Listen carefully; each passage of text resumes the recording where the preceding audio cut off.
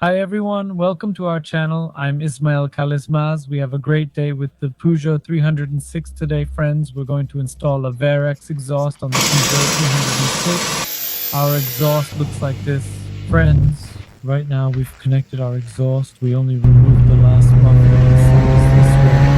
Guys, we're back at the exhaust shop. Our exhaust is connected normally, but the sound comes out pretty good. We found two pipes. We're going to install straight pipes. We're going to cancel the catalytic converter and the muffler. As you can see, these will be cancelled. Yes, our catalytic converter is removed now. Okay.